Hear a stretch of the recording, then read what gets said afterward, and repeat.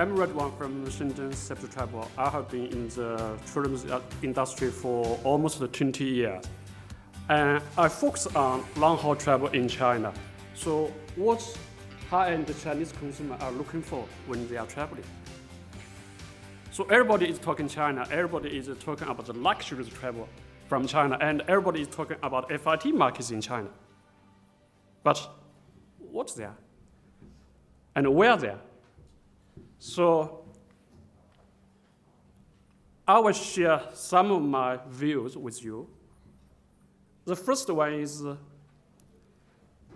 I will give you a very brief analysis of the background of these high-end consumers in China. So we talk about the China market is big and huge. How many high-end consumers are there? How many? Now let's see some figures. In April this year, we have a report issued by Wang Research Institute. There are about 300 individuals with 10 billion Chinese yuan in net assets. And also there are about 8,300 Chinese individuals with 1 billion net assets, and 67,000 Chinese individuals with 100 billion Chinese yuan, and also 2.9 billion individuals with net assets over 6 million. 6 million is equal to $1 million US. And how Wang Institute get these figures? They are all come from the listed companies. These individuals, this we call the wealthy individuals. In China, we call them visible. But still, in China, there are many invisible wealthy people live in Shanghai, Guangdong, especially in Shanghai and Guangdong.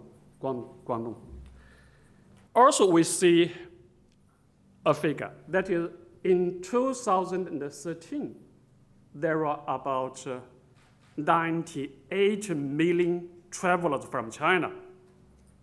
That's really a huge number. Yeah, that's really a huge number. And in last year, also, how many are organized by travel agents?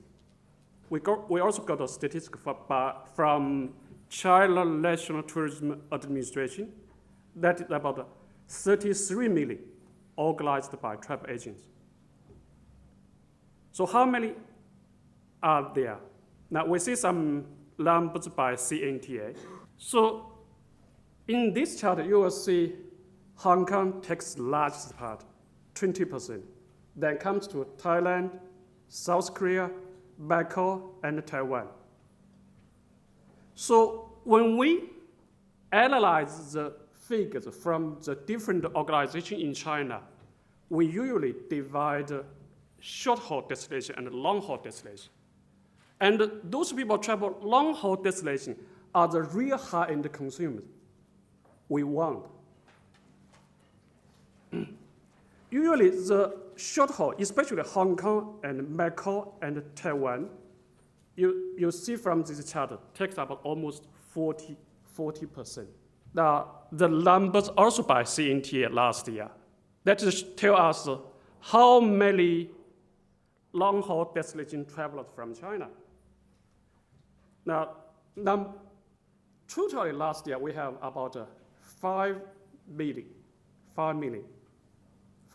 tourists. And comes from France. This is a statistic from CNTA. It says France ranks number 1. But actually, I got a lot of statistics from Brand USA. It says it has about 1.8 million Chinese visitors last year. So actually, in reality, we still think USA ranks number 1 in China. So in our understanding, in my point of view, there are about 20 million high-end consumers in China. That's almost the population of Australia. So that's why the market is huge and potential. This market is huge. And where they stay? Where they stay? Those high-end consumers usually stay in big cities, in metropolitans. So in China, we call them city dwellers or urbanites. Now, most of them stay in first-tier cities, such as Beijing, Shanghai, and the Guangdong area. And everybody knows in China, Guangdong is the most mature market in China. If we plus something together, Guangdong market may equal to Beijing or Shanghai. Equal to Shanghai. Of course, some emerging tier 2 cities also have a lot of high-end consumers. But the number is not so large as the first-tier cities, Beijing, Shanghai, and Guangdong. Guangdong including Guangzhou and Shenzhen. Even some cities in Guangdong, such as Foshan, Zhuhai, they have a lot of high-end consumers. And those high-end consumers, who are they? 45% are private business owners, 45%. 17% are real estate investors. And 15% professional stock market investor. It can also come from the financial industry. And then comes about the high salary executive. That's what we call the golden collars in China. Golden collars in China. And also including some salary officials. And the age ranks from 30 until the 60s. And the 30s is a new generation in China. We call it the new travel generation. Their travel modes and style are quite different from the 70s and the 50s and the 60s. And those travelers usually are well educated. Some have master's degrees and some even have MBAs. The new generation, especially the 80s, have studied or even lived abroad. So their language ability is no problem. Of course, we all know the 60s and the 50s have poor English, but the 70s and 80s, no problem for language. A travel experience. The high-end consumer in China usually travel at least twice every year. Once maybe within China, once abroad. Once abroad. So actually for the high-end consumer,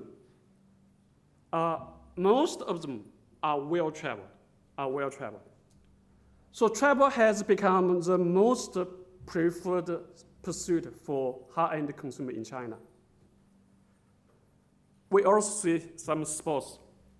So what's they like in their spare time? So you see some swimming, golf, yoga, etc. Even including mountain climbing, tennis, horse riding, skiing. And last year, there are about 450,000 golf club members in China. That's a huge number. That's also a huge market. And you know how much does it cost to be a golf member? It ranks from 100,000 RMB until 2 billion. Just to be a member, let's get the membership. And every month, you have to pay, we call the monthly administration fee, at least 600 yuan. That is about 100 Aussie dollars. And then you play one round of golf. How much it cost for a member? 360 yuan. That is about equal to 60 Aussie dollars. So last year, we have the golf member. Of course, we are doing marketing. We have products. We want to promote to them. So what's channel they get their information from the outside? In China now, online, of course, is the most popular one. Then comes to newspaper, magazine, TV, and another important channel we we can never neglect, that is, the word of mouth, the friends referral. Now, why I said social media is so important? But in China, the social media is so different from Australia, from Europe, and from the United States. In China, everybody knows QQ and WeChat are the most popular one. I see some statistics, and also I have friends with those people, and including me, every day I have to use WeChat. So WeChat is the most popular one. When we use WeChat, besides get some information, we can also send a text message, sharing in-moment pictures with our friends. So it's something different from QQ or from blogging. Because WeChat is limited within friends, just within friends. If you are not my friends or not my acquaintance, I won't let you in. And in WeChat, there is one thing which is very important, that is about the public platform. Public platform is used for some enterprises or some companies to send a message on WeChat. So by that channel, it can be used as a promotion channel in China. So what traveling habits they have? So when they travel, how they make their decisions, how they choose their destination. Now, travel time. In China, the biggest season is called Chinese New Year. Everybody knows in the world now. But actually, besides Chinese New Year, July and August is also the busiest season in China for travel agents. July and August, usually all schools in China have 8 weeks for holiday. So during this period, parents have to tell their children for long-haul destination, not only for short haul or within China, usually for long haul. Of course, we have other golden weeks, such as National Day, and long weekends, such as the Qingming Festival, Dragon Boat Festival, Mid-Autumn Festival. But this golden week or the long weekends are not proper for long-haul destination. So in China, as a travel agent, we said we have no season. We only have a shoot season. The shoot season usually be March, April, May, and June. So their travel purpose, of course, sightseeing and shopping, business. Sometimes they're visiting their friends or their daughters or sons living or study abroad, or sometimes for same culture, sometimes for medical treatment. And the tour size. For the high-end consumers, they usually not join the big group. So the group size is usually ranks from 3 to 15 people. For the Australian market, we see a lot of tour group. The tour group size is from 15 until 30. But some people say sometimes we see some big size, such as more than 30. That's in Europe and the United States market, not in Australian market. So the most popular group size for the high-end consumer are from 3 to 15. So the length of trip. So how long they decide for their trip. Usually for short-haul destination, 3 to 5 days, usually during weekends. But for long-haul destination, 8 to 12 days are the most popular. So you see, for Australian destinations, 8 days program is the most popular in China.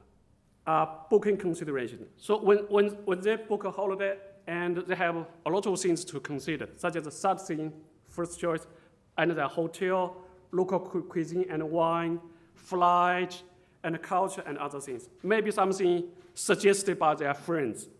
what's best in Queensland, what's best in New South Wales, etc. So that's booking consideration. And how they make their decisions. During Chinese holiday, that is Chinese New Year, or July and August, they usually take their family's advice. That is, in China, we call it, that is family's priority. Family's priority. And then maybe friends' suggestion or friends' referral, or maybe they see some ads in newspaper, in WeChat, online, or suggestion by travel agent. So that's their motivation for choosing their holiday. So when they're planning their programs, they usually ring travel agent for advice, or they may get that from internet, or they may self-made, they do it by themselves. But that's not usual for what we call the high-end consumer in China. They usually get some suggestion from their friend, or from a travel agent, or maybe get from online. How they book? I think travel agent is still the first choice. The first choice. And then maybe for hotels and air tickets, they usually book online. They usually book online. Maybe sometimes by their friends or relatives living abroad. So that's the how to book their how to they book holiday. So the travel mood. So this is the interesting thing. Everybody is talking about FIT. Everybody is talking about the group tours. But in my idea, group tours, tour group, or we call the package tours, will be popular or will last for a very, very, very long time in China. But what we call the FIT markets is very different from your understanding of the FIT markets in China. I think the two packages, that is group tours and FIT packages, will coexist in China for at least 20 years. Because new emerging rich people will usually, especially from the tier 2 and tier 3 cities, will join the tour for their first time travel to long-haul destination. But for those revisitors, they will prefer what you call the FIT program. But those FITs are never the backpackers. You keep that in mind. To some extent, they are more tailor-made. Well, I have been in the FIT market, what you call the FIT, for a long time. Usually what we do for those people, usually almost all of them are the tailor-made. We book the hotels, we book the airline, we book some we call the big attractions. So they will ask us for a lot of advice how to travel in Queensland, how to travel in the United States. So that's my point of view. And what time, how long ahead of departure they book their holiday? Chinese are more spontaneous. Yeah. So it takes about 1 to 3 months. 1 to 3 months only. 1 to 3 months only, including long-haul destination, including Australia and the United States and the European countries. So who they are traveling with? Of course, family, and their friends, and the business clients. And the family is usually during Chinese New Year. That's what we call holiday, Chinese New Year, July, and August. But for friends, it's no problem. Maybe sometimes holiday, maybe some working time. But for business class, usually working days.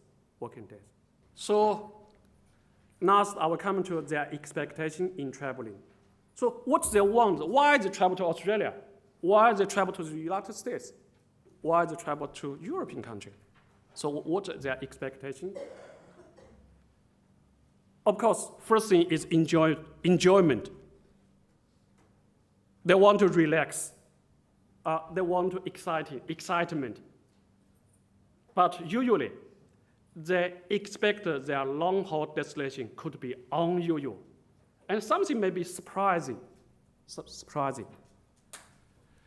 So I talk with a lot of suppliers from all over the world, not only from Australia, also from the United States, from the European countries. I suggest them get some interactions in their program. What I mean by interaction, I'll give you an example.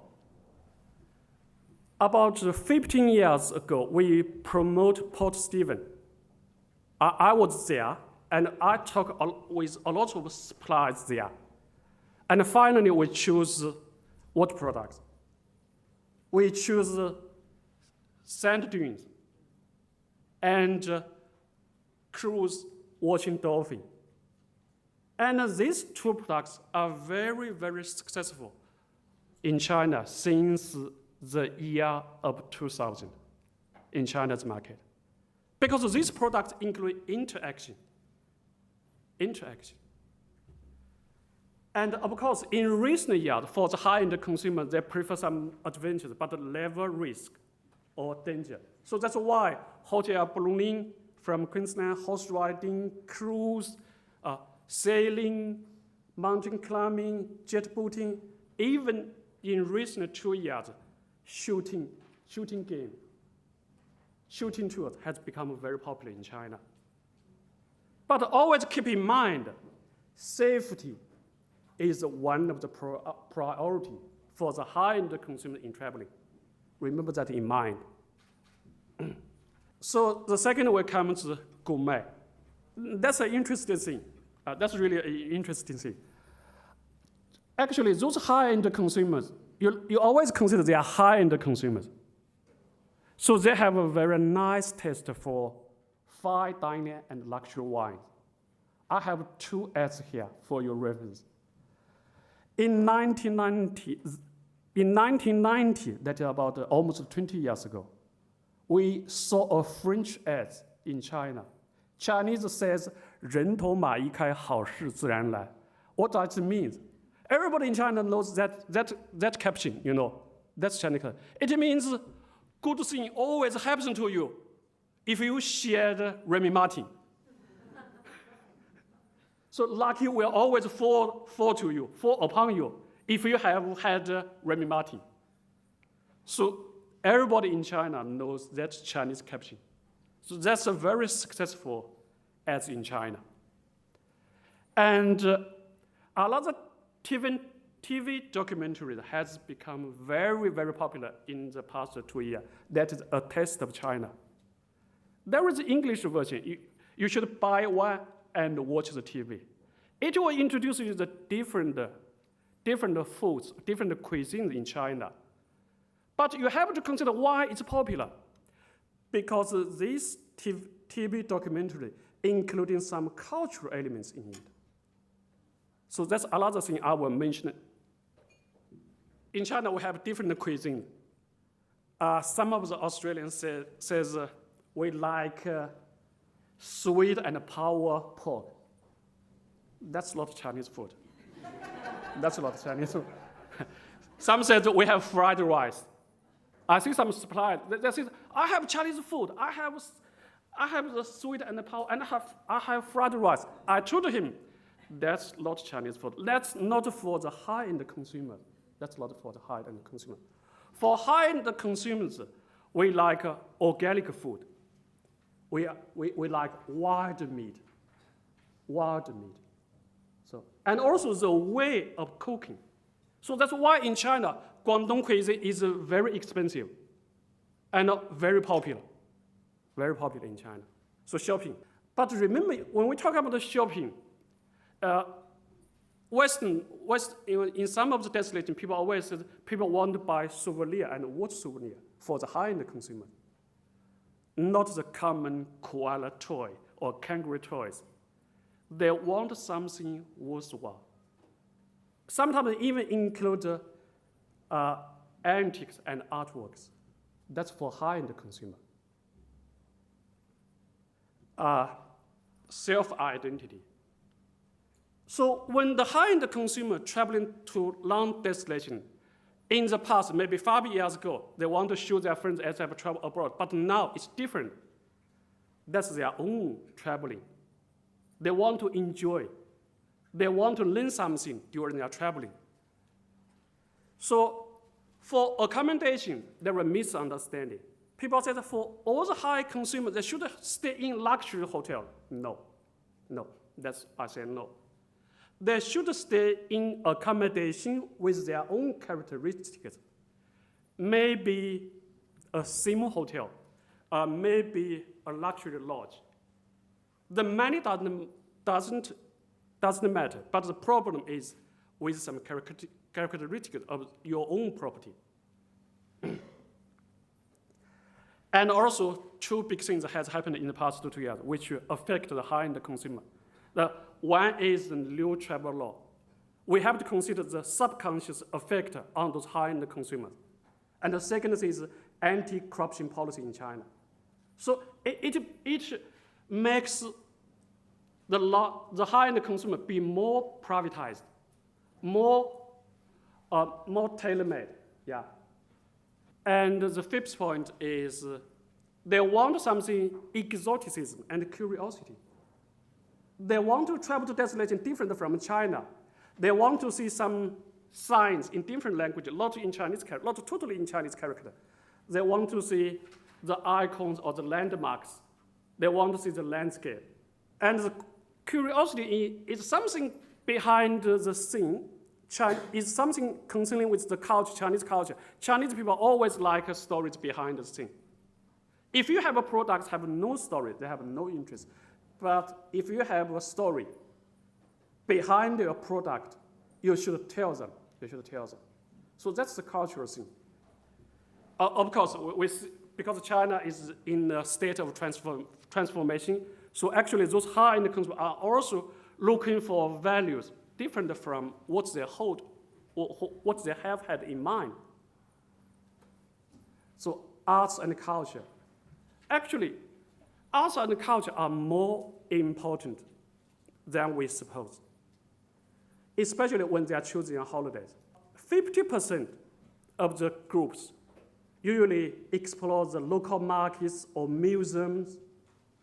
20% will visit art galleries, and some of them even attend the music or the dance shows in different countries. So my summary of this is their expectations including 6 elements. The basic 3 are enjoyment, gourmet, shopping, and self-identity. But in their mind, they really want something different, something called concerning with individuality, and also exoticism and curiosity, and arts and culture. So that's my point of view in China's market. Thanks for your attention.